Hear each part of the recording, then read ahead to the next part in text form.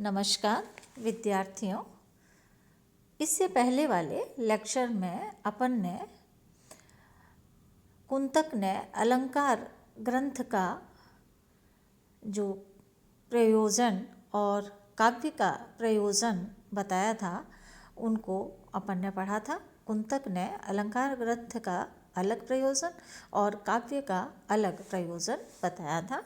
काव्य का प्रयोजन बताते हुए उन्होंने कहा था कि काव्य का पहला प्रयोजन तो यह होता है कि वह धर्म अर्थ काम एवं मोक्ष रूप पुरुषार्थ चतुष्टय की सिद्धि का उपाय होता है।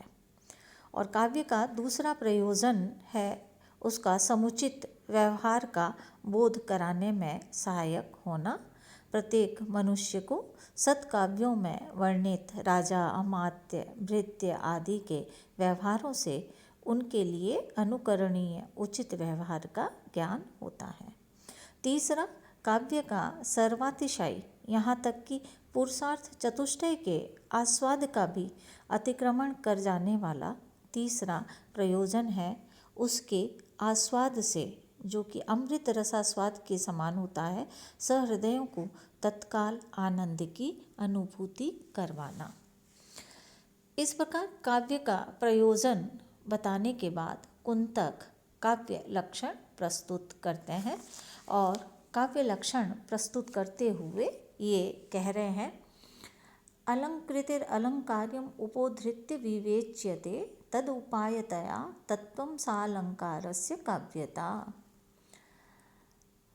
तद उपायतया उस काव्य का उपाय होने के कारण अलंकृतिर अलंकार्य अलंकार्य वाच्य और वाचक का अलग अलग विवेच्यते विवेचन किया जाता है।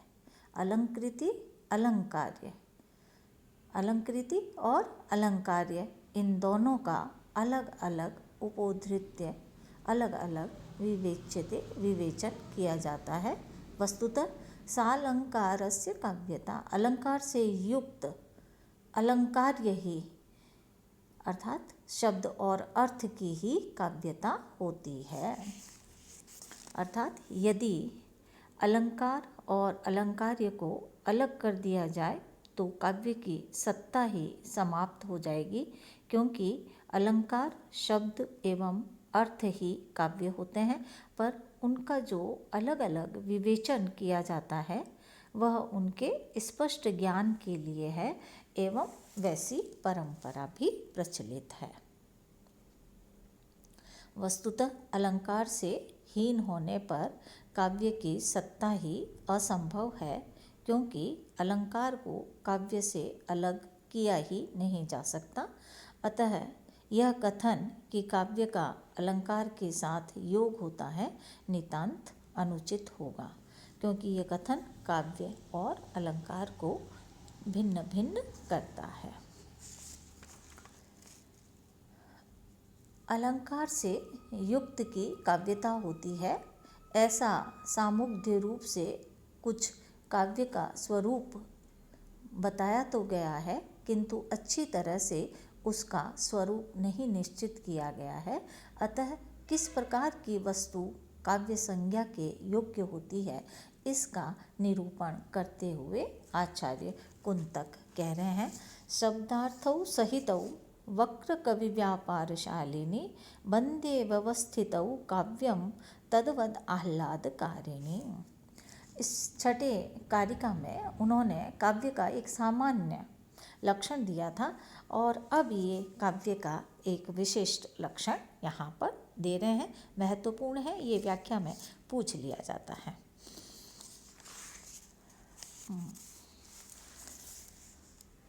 वक्र कवि व्यापारशालिनी, वक्र अर्थात शास्त्रादि में प्रसिद्ध शब्द और अर्थ के उपनिबंधन से भिन्न, वक्र कवि व्यापार से शोभित, वक्र कवि व्यापारशालिनी वक्र कवि व्यापार से शोभित होने वाले, शब्दार्थ शब्द और अर्थ होने वाले एवं तद्विदाम उस काव्य तत्व को समझने वालों के आह्लादकारिणी, आनंददायक, बंध अर्थात वाक्य विन्यास में विशेष रूप से अवस्थित शब्द सहित भाव से युक्त शब्दार्थों, शब्द और अर्थ दोनों मिलकर काव्य होते हैं। पुनः देख लीजिए, वक्र कवि व्यापार शालिनी, वक्र कवि व्यापार से सुशोभित होने वाले एवं तदविदाम उस काव्य तत्व को समझने वालों के आह्लादकारिणी, आनंददायक, बंद अर्थात वाक्य विन्यास में व्यवस्थित, विशेष रूप से अवस्थित, सहित भाव से युक्त शब्दार्थों, शब्द और अर्थ दोनों मिलकर काव्य होते हैं।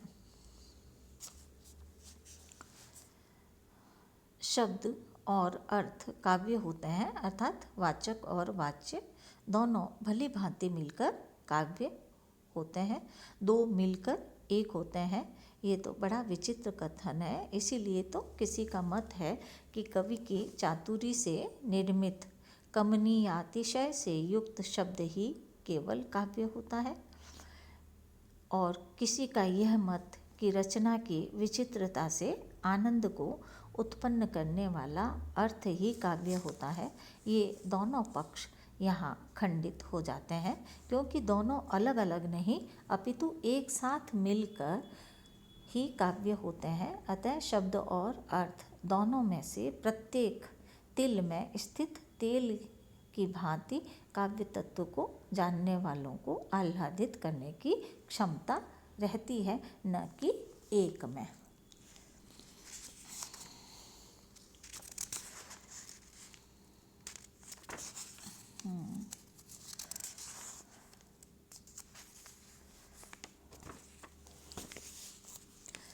इसका उदाहरण यहाँ पर देते हुए, उदाहरण देने से पहले यह है कि यहाँ शब्द और अर्थ दोनों अच्छी तरह से मिलकर ही काव्य होते हैं, ये निश्चित हुआ।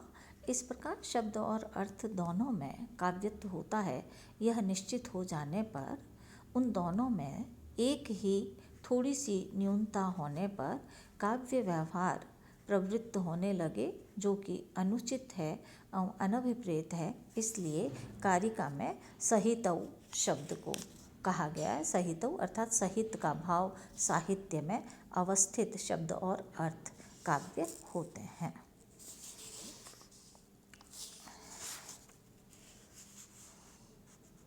जैसे ये उदाहरण है, लीलया कुवलयम मेव शीर्षे समुद्धता शेषेण शेष पुरुषाणाम पुरुषकारः समुपहसितः। कुवलय के सदृश, कुवलय को सिर पर बिना किसी श्रम के ही धारण करने वाले शेषनाग ने शेष पुरुषों के पौरुष की अच्छी तरह से हंसी उड़ाई। यहाँ पर अप्रस्तुत प्रशंसा एवं उपमा रूप अर्थालंकारों के वैचित्र्य से उत्पन्न एवं बिना परिश्रम के ही विरचित यमक एवं अनुप्रास रूप शब्दालंकारों से चित्ताकर्षक तथा शीघ्र ही अर्थ स्पष्ट हो जाने के कारण सुंदर कोई अनिर्वचनीय काव्य की शोभा सहृदयों के हृदयों को आनंदित करती है। इस प्रकार इस पद्य में भी परस्पर शब्द और अर्थ के साहित्य का स्वरूप स्पष्ट किया गया। धन्यवाद। आज का अपना लेक्चर यहीं समाप्त होता है।